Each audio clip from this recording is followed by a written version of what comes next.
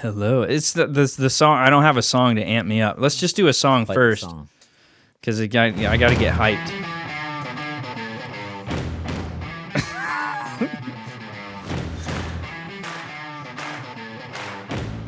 Oh man.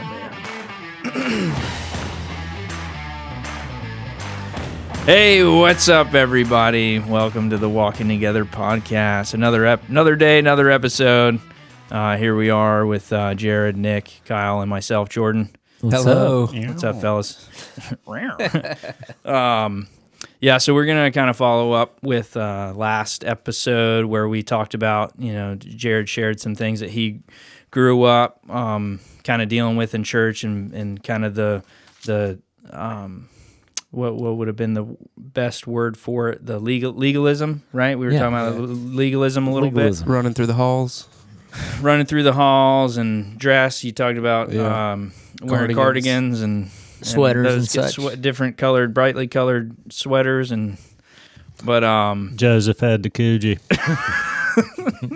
Yeah, he was a Coogee man. That's right. But anyway, so we're gonna kind of follow in on that. We had it interesting enough this past week. We had an anonymous little, I don't know, they're not prayer cards. What are they called? They're Connect cards. Connect cards. We had a Connect card filled out. Somebody was not pleased that hats are allowed to be worn inside the worship center and that there are snacks in there. And so we want to just talk about that and that be kind of the kickoff on, is that legalism or is that something that we should actually be concerned about as Christians and as pastors and as things that are and are not allowed inside the worship, quotation, worship area. Sanctuary, worship center, worship auditorium, whatever you call it where you are. Yeah. Stage room. The stage room? Yeah, it's the only room that's got a stage. Okay. First time hearing that one. Yeah.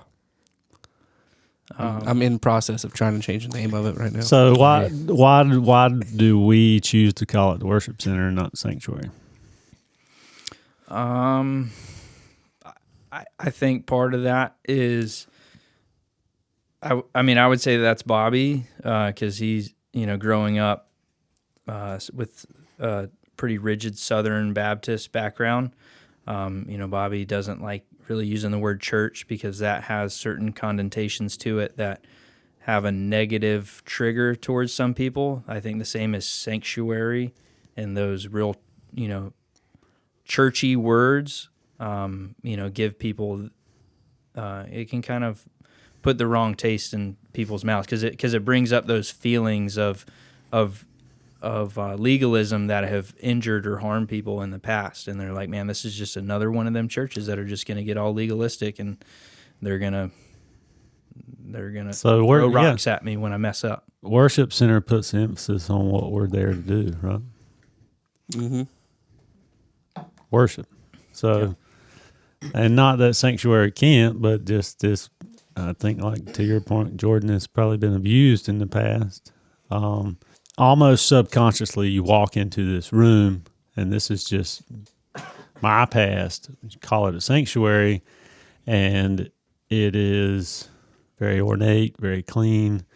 You don't take food in there. You don't take drinks in there. You don't mess it up. Yeah, it's like the holy of holy place. We messed it up when we walked in. Yep. Yeah. What did you guys grow up as? It was called sanctuary where I used to. Yeah. Yeah. We met in a double wide with a room bit off the back, but it was still called the sanctuary. There's a redneck sanctuary, baby. I'm telling you. We didn't even have it wasn't even finished. We didn't ever even have a ceiling. It was just exposed beams, brother. In winter Sunday It mornings. didn't even have a drop ceiling? No. I'm telling you, it was exposed beams. That's why I always laugh when... But we called it the sanctuary. The whole conversation about like giving our best, in the sanctuary, and we got in the preparing of the temple, we got the finest cedar and gold. We're going to give him double wide with the beams exposed. That's right. So it create. I would we say had them off-brand Oreos too. Those are terrible. Those are legitimately terrible. Off-brand Oreos are. Them sorry sound systems. Telling you. The microphones that squeak. Oh man, I done forgot what I was thinking. Now I'm thinking about Oreos, them little vanilla cream sandwich cookies. and Kool-Aid. Yeah. VBS.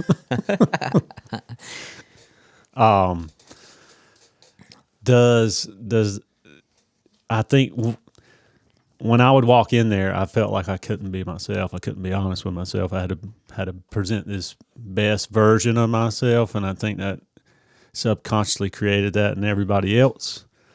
And so then you're like, no matter if we were just cussing each other out at home, we're going to come in here and act like we got our stuff together. And it just made religion, and that it took away part of the relationship and the honesty and transparency that I think is needed to step out in faith.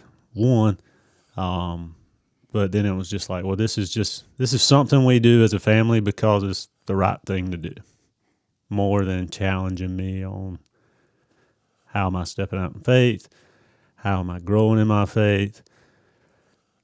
Do I have people around me that love me and encourage me to do that, or is this just a place where I go on Sunday to check off the box that I did something for the Lord? Yeah, I think it's interesting because I felt the same way growing up. You had to act one way throughout the whole week, and then on Sunday, it's like you put on this front to be a different way, right? Not in just your acting, but also in looks. Right. So, when I grew up, it was suit and tie, and that's not very old in the correlation of how long the church has been in existence, right? Right. So, like the mid-19th century, I think, somewhere in there, people started making that distinction between workwear and church wear. Yeah. But then it would evolve from suit and tie to like the business casual, and Right. it's like pushing the little envelopes of what you did. But man, I remember that. It's like, man, we fought the whole way to church, and it's like, all right, everybody get it together. We're walking in here, act like you love each other, So, I always am striving to create an environment for that. If y'all are arguing in the parking lot, do you feel safe enough to come in here and go down to the altar to stay and pray and confess and know that people are going to encourage and support you in that? Or is it like, we got to be buttoned up because everybody else is buttoned up? Mm-hmm. Well, and if you expose that sin, then you're going to be treated poorly. So that's the part, like, as Christians, like, I feel super convicted on, and always trying to check my heart in is, are we creating the space for people to do that? And I think that's one of the hardest things to do as a body of believers, because then it requires you to be vulnerable, humble, and accountable, which nobody likes because it's uncomfortable. So, snacks and hats. There's reverence for God, fear of God. What's the line?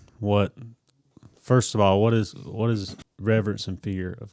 I think knowing who you are, knowing who God is, in the correlation,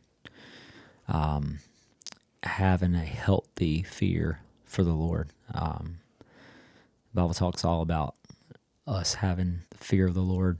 So knowing our place, I think, is important, and it starts with knowing who He is. So in Ephesians chapter 5, it talks about how to address each other.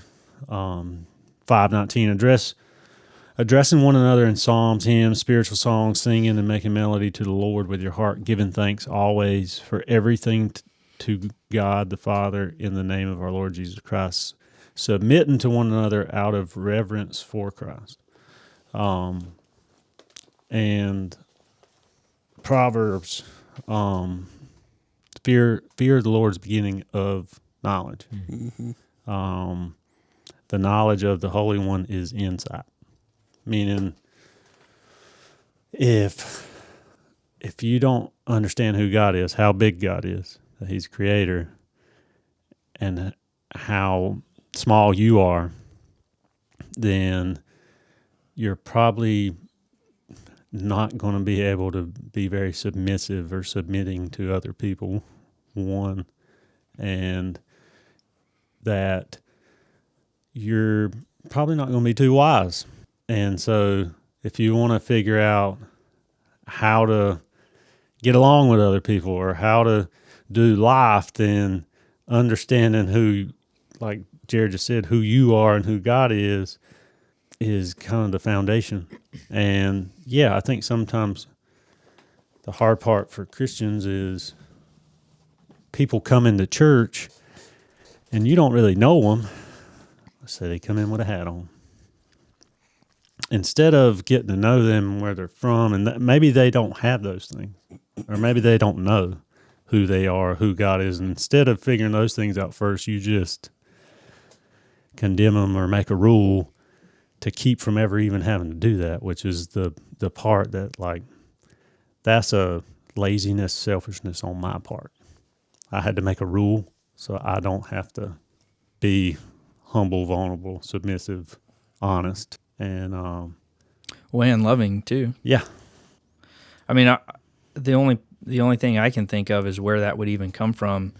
You know, in Corinthians it talks about, you know, men should take off their head coverings when they pray, which, I mean, when we're in church, we're not praying in our definition all the time.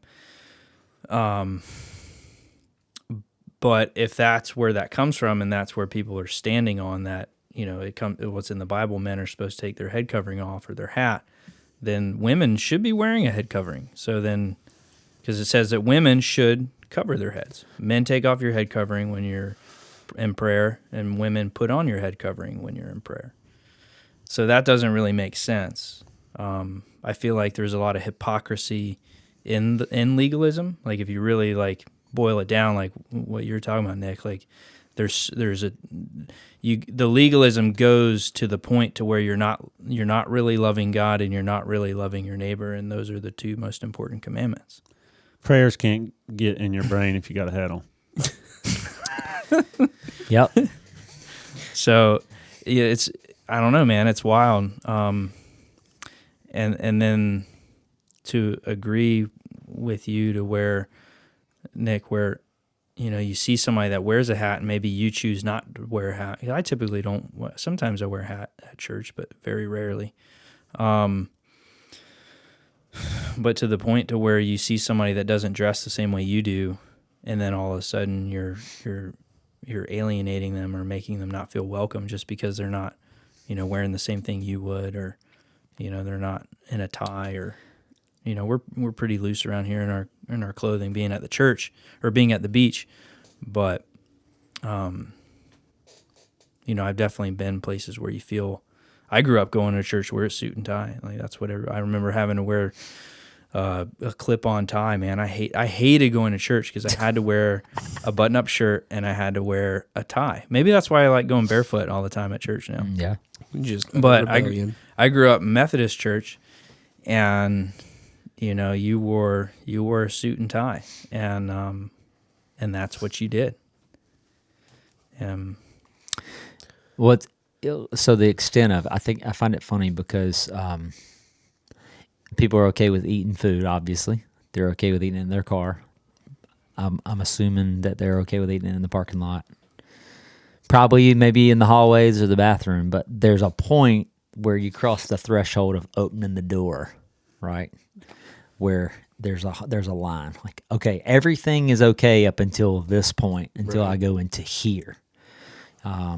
That's why even some denominations, I think the Church of Christ is the one. If you've done any research, they don't even believe in having like fellowship halls. Right. Some of them, or it'll be detached from the actual church itself because they're like, okay, we don't want any food kitchen like reverence and stuff like that.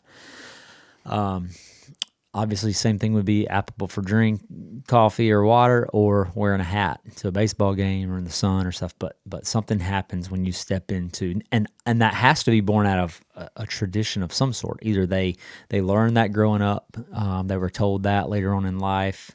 So there's this conviction.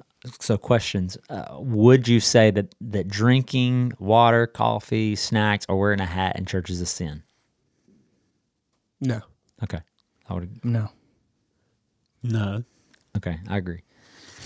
So What about if it's an Irish coffee? We be putting Baileys in the church coffee? I think it could be. which part? Where The Baileys. No, water, coffee, snacks. Like, Well, it's what you said earlier. I don't know if we were recording yet, but why are you doing it? Are you doing it as a rebellion, as like a message? Like, if I'm going to put it, I know that you don't like that, so I'm going to do it because you're not being loving. You're trying to be mean. And if we're trying to be mean, I'm going to sin. get this cup of coffee and this bag of Cheez-Its, so I'll have something to do because I don't want to listen to what or the that message yeah. is. It's all heart condition, but it goes to the question we brought up before we started recording. Yeah, I don't really want to worship. I don't want to do this, but I need something to do, so I'm going to get some snacks and some coffee. Yeah, If that's the Kill case, some we time. got kids' busy boxes in the back. it could be anything. You better get rid of them. anything. You can put anything in front of God. Yeah. You can make anything an idol.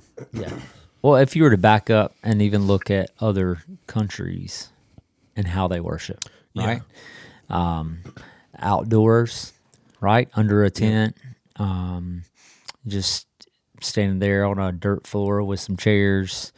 We visited some friends of ours in Costa Rica. Their church meets in basically a picnic shelter is what it is, I don't have no doors, no AC, and people are wearing Hawaiian shirts and all the things like that because that's how it looks like stylistically. And you go other places, third world countries across the world, I mean, they're not wearing suits and ties. So the act of the suit and tie, now they'll say, oh, you got to give God your best, is the best only in dress, or is it more about giving God your best self? Right. I don't. And then, we have goldfish and Cheez-Its, but that doesn't look the same for Panama, right? Right. They have goldfish. It would be go fish. You know what I said? That's a game. Go fish. Go fish. Yeah. No, and I think too, it comes down to what you actually define as a sanctuary. Because if it's a building, I think we're off base. Right, the veil was torn from the Holy of Holies at the Holy of Holies, right? Because God doesn't exist in a building, not held back from plaster and Right. He's not held in by. He's not plaster held and- like the devil is with foliage, That's right. Yeah, the hedge of protection. that's right. What? When you I mean, pray, I understand the reference, but I've never heard. he can anybody get say through that. anything, Yeah, but he he can't can't. get through hedges. Yeah. Yeah. When Jesus took the I want a shrubbery. Satan's machete was on his key ring because Jesus took the keys of. Anyway, These are getting worse and worse. Anyway, let's move forward. but I mean, I think it's like people have to understand we are where God dwells. No, it's not. There's nothing special about this room that we meet in. So, is there a buffer or room for allowing certain things to go on in this building to give people room to learn that? Can you rephrase Say the question again. I know. Meaning, I don't think everybody would not agree on what exactly the rules are, or what the line is, right? Far as is it okay to have cheeseburgers in the worship center? Like, That would be sweet. That would be amazing. is it okay to wear, like, what I'm trying to say is, I don't think if you make a line, then some people are going to fall on one side and some people are going to fall on the other side.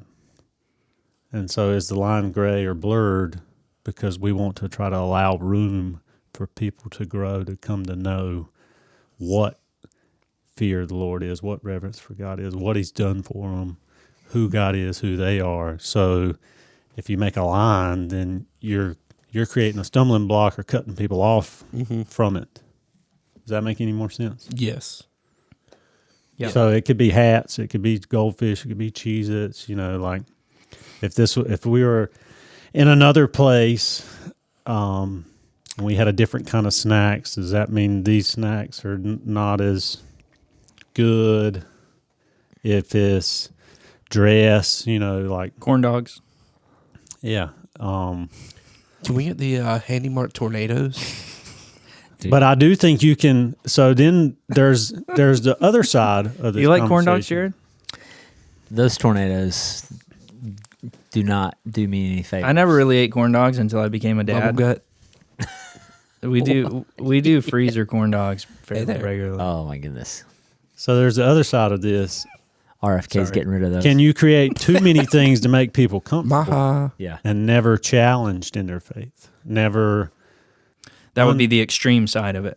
Yeah, so I think cheeseburgers would probably make people too comfortable, right? They're just coming Unless for the you cheese. provided Y'all are just curly coming for the fries. cheeseburgers. You ain't coming for the gospel. Yeah. There is a place in California where they call it, what do they call it? Jesus Burgers.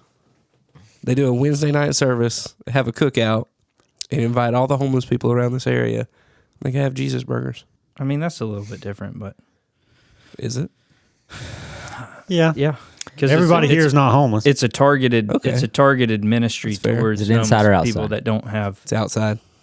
access to food all the time. I would say that's different. The point I was, getting to on the other side of the conversation was like, there's no formula with God, so you can't just make a line or a seatbelt or a rule and it apply to everybody, right? Right. And people being comfortable obviously doesn't help them. Paul, I think in every one of his letters talks about suffering. So I just think you have to be super transparent, clear, honest in your communication of there's a reason why we do what we do. There's a reason why there's Cheez-Its in the hallway. Can somebody tell me why? I think it goes back to what Bobby was saying in our meeting earlier, is if somebody shows up in your living room, are you going to give them something to drink, something to snack on? Because really what we're doing whenever we come together and worship is, first of all, we're family, A, and B, this is just a big old family reunion, and at family reunions, typically, you offer some people something to eat or drink, Yeah, a little snack. a little snacky snack. Yeah. But I think you always have to keep it in the front, keep the conversation rolling in the front of your mind. Like, why are we doing what we're doing? Because at some point, could the snacks get out of hand? Oh, yeah. Yeah, for sure. You can make it a main thing if you're not careful. Well, and here's the other part.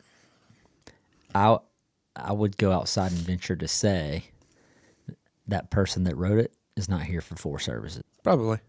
So you got volunteers and parents who get their kids ready and they serve for how many hours? 4 hours? Eight to almost 1 o'clock. So now. it's easy if you come for your little 45, 55 minutes and you leave. I mean, I don't know about y'all, but when I get here at 6:45 and leave, I got to have a few things to eat and drink along the day, right? You don't fast every Sunday. No, I don't. So it's not just that. Now, to be sympathetic to the question. I think the question is about probably if we even knew who that person was because it came in Right. anonymous, it probably boils down to doing it inside of the worship center, right? Right. They probably don't have a problem with the hallway.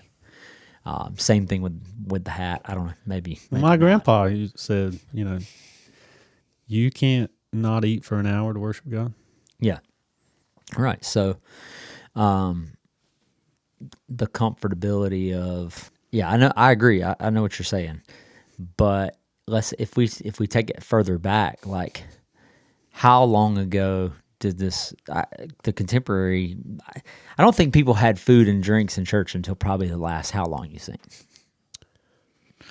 I don't know. 20, 30 years. Yeah. I don't Inside think- snack wise. Well, I don't know, man. Church candy is a huge thing in my family. Church what? Church candy. You bring a bag of church candy, bro. What? Yeah, a Ziploc bag full of. Y'all brought it was BYOC? See, Yeah. bring Yeah. your own candy. For real? Yeah. I'm saying with the church Yeah, providing the snacks and drinks. My grandma would just bring a stick of gum. Yeah. If you're Well, I hungry, mean, there just was gum in the church candy bag too, but like them strawberry candies.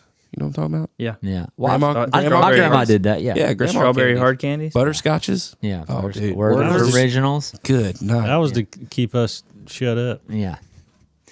Well, honestly, my grandparents My church brought didn't it. have any kind of candies or snacks Well, available. Well, I've heard people actually say in churches I've been in the past, like, waters are okay. Don't bring coffee in there. We're okay with water. You better not run that water through beans. I mean, seriously. I think if you push people far enough to get down to, okay, there's going to be a line, like you said. I'm comfortable with that, but right after this point, I'm no longer comfortable with it. So, Bible study on Wednesday night, wear a hat, have snacks, yes. But it's just the act of being inside, I think, that building that people have a tough time with. That was my belly. I think I need a snack.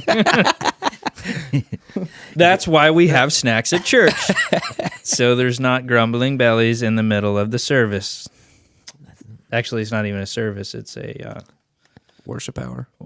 It's a what gathering. have we been calling worship it? Gathering. Gathering. Yeah, we Bobby cringes at the word service. He's like, "Who'd you serve?" Like, nobody. I think talking about it, bringing it up, helps people realize, like, because even I've gotten convicted of it sometimes, and you're sitting in there snacking on your Cheez-Its, and you're like, man, I can't not eat for 30 minutes to listen to what the Lord has to say to me.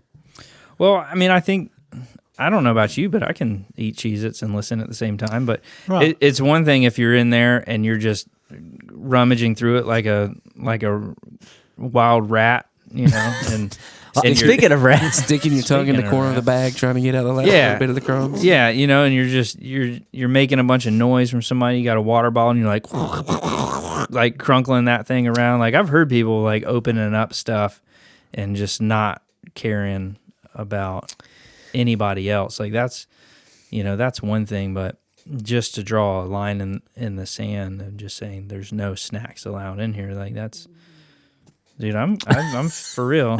I need Jordan, some, Was if that you don't your hear belly? that, it's 1:00, bro. That's Jordan's my belly. stomach I'm is getting gone. hungry. The meatballs didn't last long. They're already gone. we always make fun of Brooks because he gets a handful of mints and carries them. He doesn't open them before he gets in there. So we sit on the left side on like the third row, and he's like, I'm like, dude, you can't open the mint outside before you come in here. Like, so we just look at him giving these eyes. But yeah, it can be a distraction, no doubt about it. I just heard, I got targeted, I guess, on my Instagram feed. Kyle and I, we always send each other the same things, but I found this pastor, and he says in the video that he's independent or fundamentalist Baptist, and he's going on this huge rant about men in the church with hair over their ears. Oh, Have you seen that one? And he is ripping them a new one about, you don't need to go you need to go to a barber shop, not a beauty salon. Nah. And he's like doing all the things. Get you a boy haircut. I mean, and he's going on about like, basically saying, I mean, the whole thing is about like, God is he looks down at you in disgust at how your hair touches your ears. And if you knew any better, you would go get a haircut today. I mean, it could be a haircut. It could be all kinds of things. Yeah. Honestly. Yeah. Because Because there are Bible references about men not having long hair and or facial hair, Scruffy. different lengths. Yeah, right. Yeah. so how far do you take that legalism? You know, where do you draw the line? What's okay, what's not? And the great point that Kyle mentioned is, you know, when Jesus came on the scene, he tore the veil. He completed the law, and you know, even Peter, when he started to go out and visit with the Gentiles, you know, the things that you were allowed and not allowed to eat was a conviction for him. And then God showed him like, hey, like you're going to go and hang out with this culture and they eat these certain things. So unless it's being offered to idols, and like the heart thing would be like, this thing has been offered. If this thing is pure in the sense that it's not malicious intent or done to worship anything other than myself, other than God, then what's the problem with it? Right. What letter was it? Paul got mad at Peter for doing that. That was in. It was in Acts, I believe. Yeah. Yeah. Because he went back to eating with the Jews. And Yeah.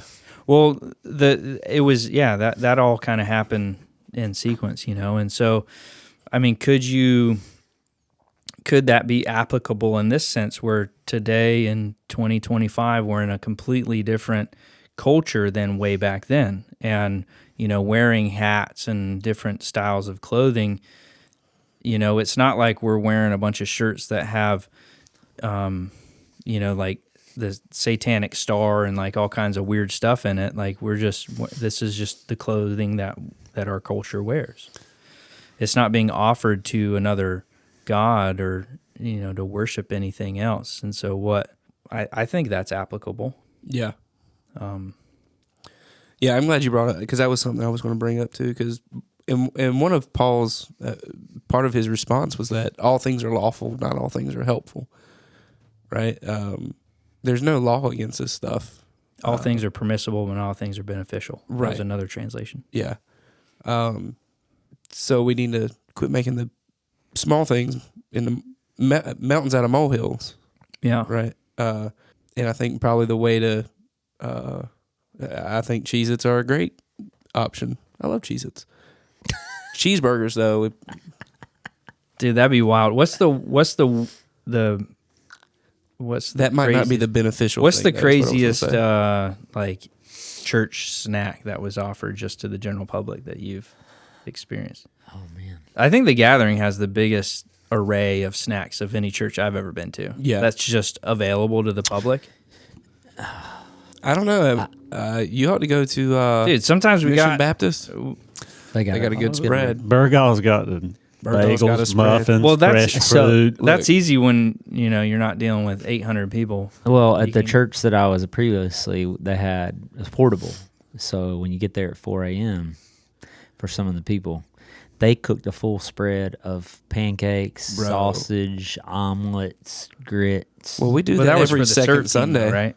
Yeah, that's what I'm saying. For all the I'm serve just stuff. talking about your just snacks in everyday church goer that walks in the What's door. the wildest welcome center he's seen? Yeah, yeah. What's the wildest welcome center snack that you could take into the worship center that we've actually seen or that you can think of. that you've seen, that you've experienced?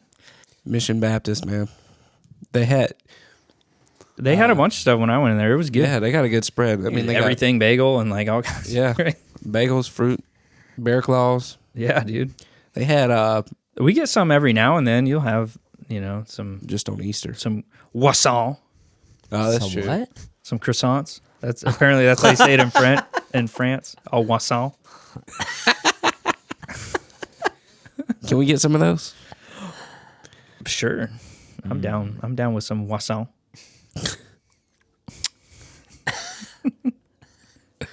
I've never heard it called that. No, there's like some weird YouTube video where these two guys. It's like you know you've been to France when, and the guy goes into the like bakery or the coffee shop. And he said, "What will you have?" He said, "I think I'll have a croissant." And then they're just walking down the street, and there's just a random guy walking down the street, and he's like, "Hey, is that a croissant?" And they're like, "Croissant." It's like weird. I think it's a bunch of Aussie guys. Aussies they're wild. That's funny. So, at what point, without diving too deep, but at what point do you go? Let's just take a random person comes off the street, doesn't know anything about church, didn't grow up, has no preconceived ideas, just comes as they are, right? Wears some revealing shorts, let's say it's a girl, right? Got more showing than probably people are comfortable with seeing, And, your response is like, all right, you love that person. You share the gospel with them. They come to be a part of your service or gathering, whatever you call it, where you are. And then that person gives their life to Christ, right? There's a part of growing in discipleship that happens and should. In your personal life, in your family life, we're all sort of being refined, right? How along the way, right? Because our job shouldn't be we shouldn't intentionally and really unintentionally, because there can be ignorance, right? Not knowing, Right. and then there can be knowing and just willingly do that. But I go, you know what? It's probably not best that I, for the sake of my brother or my sister, do A, B, or C. Right. Right? Is that applicable to announcing at a Colonel Classic as well? Here we go. Could that be applicable? That gets into the point again about promoting and putting somebody in charge. That's a whole different conversation. I don't know. I think we're on the same. I think- anyway. Just keep going. I'm sorry.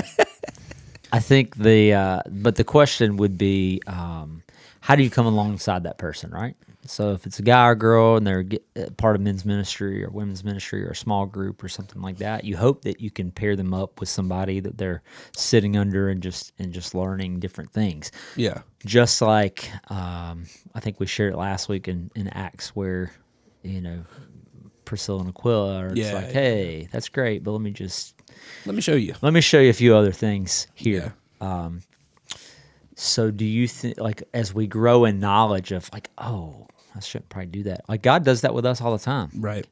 We learn and go, oh, man, I shouldn't act that. I shouldn't say I think that. it's giving people the expectations. If you look at Paul, almost every one of his letters, he tells you who he is in Christ and he reminds you who you are in Christ and who God is before he starts giving you the expectations.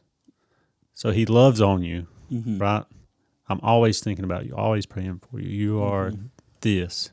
God is this. And then, okay, this is what that looks like. Right. So yeah, you should always love first and remind people the point, purpose.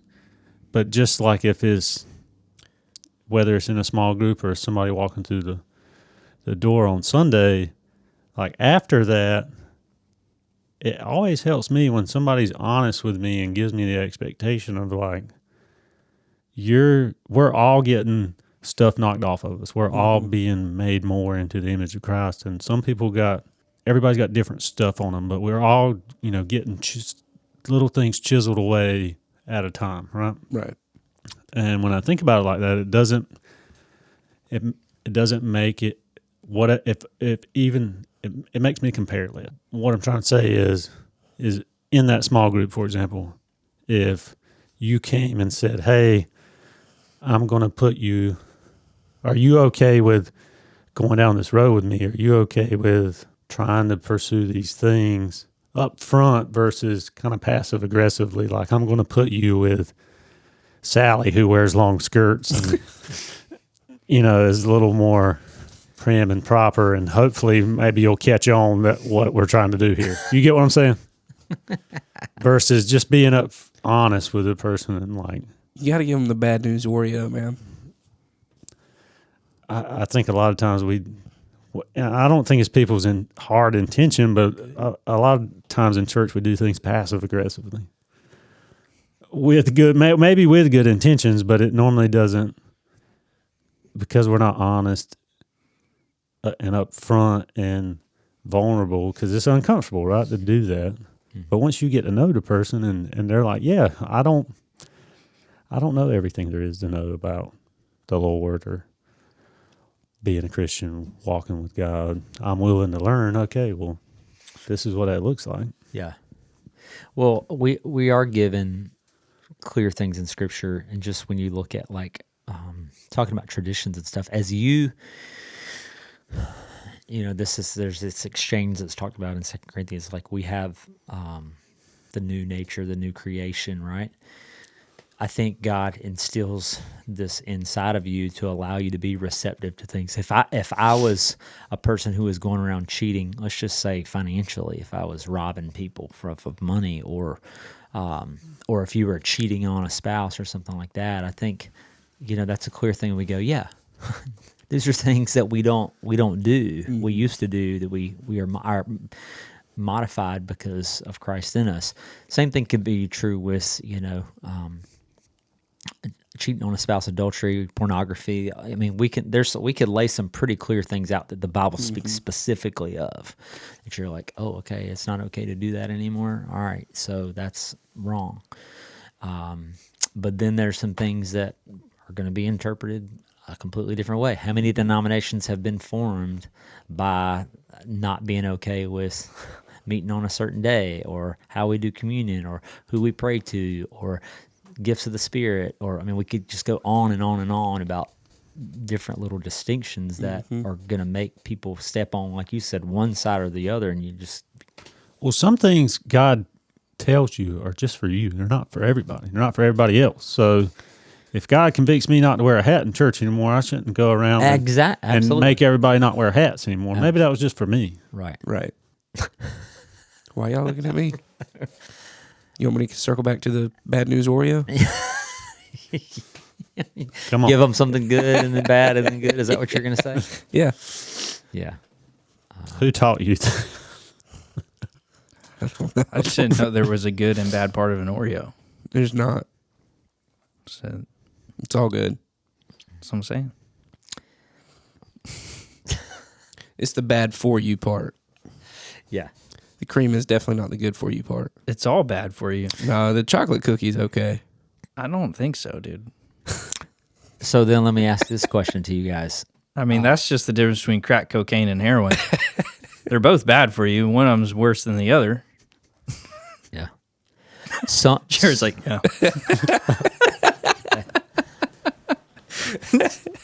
Some people would leave over that issue, right? Some people would just, it'd be preferential, and it would bother them Right. every week because they're standing there going like, I can't believe that kid's eating whatever right now. It was probably me. I eat Cheez-Its in church all the time. That pastor. Were you wearing a hat that day? No, I rarely, like I said, I wore rarely, a hat that Sunday. I rarely You wear a hat. You did? I did. I think our drummer is wearing a hat that Sunday too. He was wearing a hat.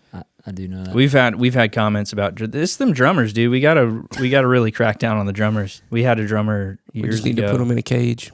that haven't we talked about that before? The glass, but now we got the electric The what? drums. We don't need to do the plexiglass Oh, yeah. cage. But yeah, we had the drummer. We like our drummers like 5 we like years our ago. chickens. Cage free. Cage free. free. Yeah. And If you put a electronic. lid on top, it turns into a terrarium. Aquarium. Our terrarium. But terrariums are moist, right? You got to keep it humid. That's right. That's exactly right. What? So you had the conversation about it's okay to wear a hat inside, but just not on the platform. I guess. Yeah. I don't know. I mean, that was I've heard that conversation in church. Like, Yeah. I've been Don't wear your Star Wars T-shirt on that stage, boy. in Panama. I've been to some very legalistic churches there, and they were. I don't know if I shared this in one of the podcasts or not. I think I've told you guys, but they were like, well, if a missionary from a short-term missions team, if they're going to come up and share testimony, they got to make sure that they're wearing pants and closed-toed shoes. If they're going to stand up on the pulpit, they got to wear pants and closed-toed shoes, or else they'll defile the holy space. Yeah. And I didn't even know that was a thing. And as me personally, if that were me and they told me that, I'd go, okay, for out of the sake of you're not offending you guys, like I'd do it. Yeah. Yeah, me too, totally. Well, that goes back to where Paul talks about being Not being a stumbling block. Well, that and being all things to all people, like depending on where you're at, be respectable. Yeah. Yeah, it didn't give Some things are that shouldn't cultural. be an excuse for me, because I know that the gospel is not hindered by that kind of thing, for me to just be like, you know what? I don't really care. I'm going to go barefoot in shorts next time I come to church and have to preach or whatever. So what question I have is, how can you tell? How can you tell what? I'm thinking about like all these things we've talked about, and like over the years I've been able to tell by the fruit of making those decisions of how we're going to do things. If you're not really sure about what the exact answer is or the line is, I would say don't let that hinder you from trying to do something, because you'll be able to tell if it was the right thing to do because of the fruit that comes from it. Right. Like, are people receiving that, and is it becoming something that allows them to access God, or is it a stumbling block? Did more people come to Christ because of it? And their faith is Right. continually growing. Did it create more conversations, or did we just notice less people quit coming and we don't know why? Yeah. Did, look at like a lot of times I think we hesitate because you're not sure, and you're like, you want God to speak to you almost audibly on some of these big decisions in a church that you make, and a lot of times you just got to pray and act, and you'll know like by the fruit if it was the right thing. If you're paying attention, you'll know pretty quick whether or not that was the right decision, and then you just adjust accordingly instead of being hard-headed about it. Mm-hmm. Yeah, God doesn't expect us to be perfect. Yeah. So Cheez-Its, should we quit allowing people to take Cheez-Its into the worship? No, I say we double down and we get the extra toasty Cheez-Its too. Or do we just go full send and start doing cheeseburgers? Jesus burgers. Jesus burgers. I'd be down with tacos. That'd be wild. Ooh. Dude, tacos would be definitely... Some walking tacos? Yeah, the people that... That would be the worst. We're going to have a big cleaning bill. The people that are in charge of custodial duties would not appreciate Well, tacos. we have a team now. Getting there. We're getting there. If you'd like to serve on the custodial team, please contact Your Jordan job Guy. is to get the pickles and ketchup off the carpet every Monday. The walking tacos would be bad because you hear the bags the whole time. Yeah. You know? But if it was like a soft burrito, you don't hear that. Mm-hmm. Yeah, if they were authentic street tacos, like those don't really have much in them. Like you got some meat and some cilantro, and that's it. Bam. Some lemon juice. Yeah. Yeah, they don't even really pretty put cheese quiet. on a lot of them. Yeah. Yeah, that's a quiet taco. I don't know if people would be quiet. Especially with a eating corn those, flour tortilla. I can hear it now. What's that? Getting the juice out of the taco. Or whenever it starts running down your arm. When it's dripping. Yeah. No? I think you're eating tacos wrong, buddy. If you're having to lick your arm, you're doing No. it all wrong. Whenever you get a... Anyway. I don't know. Let's land this plane. What's the conclusion to all of it? I think the conclusion is that here at the gathering, we have priorities of loving God, living Jesus, walking together. We treat what people would call the church as a home of believers. We're family, and we have decided that share even the apostles, they regularly broke bread together. So food is always something that brings people together, and if we don't feel convicted about having snacks in the hallway and bringing them into worship, if you're attacking them like a rat on a Cheeto and you're making a bunch of noise and disrupting people, that's one thing. But if you're sitting there quietly minding your own business, listening to Bobby and eating a bag of Cheez-Its, that's okay, I think. I think all of us should question our traditions of our own. Is it because we were just told that? Is it because God's, spoken that to us? Is it a personal one? Is it for everybody? Like, And be open to have conversation about it. Yeah. Instead of sending an anonymous. yeah. I mean, because honestly, like, Sign it next time. How do you have a? I think we'd all be down to. We'd be down to have a genuine conversation without it getting weird and telling people that you can't come here anymore. Like, let's have a conversation about these things. You could come on the podcast and talk. Yeah. Or we can phone a friend. We have that option. yeah. No, I think that would be good. But we all need to question about really what's the motive behind it. Yeah. So, who's wearing a hat next Sunday? I will not. I always wear a hat, but that's one of my. You don't wear hats on Sunday, though. I don't. No. I think it's one of those things that was burned into me as a kid, so it's carried with me ever since. I only wear hats whenever I need a haircut, Really, which is pretty often. But your hair does, especially grow on fast. Sunday. Yeah. But I am getting kind of hungry talking about all this. So What's for lunch? Burrito Shack. tacos. Really? Let's go. Let's go. All right. I'm going to land this plane really quickly. You ready?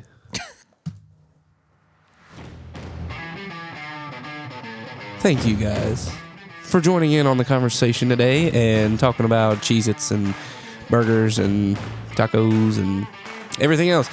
Hats. Can't forget the hats.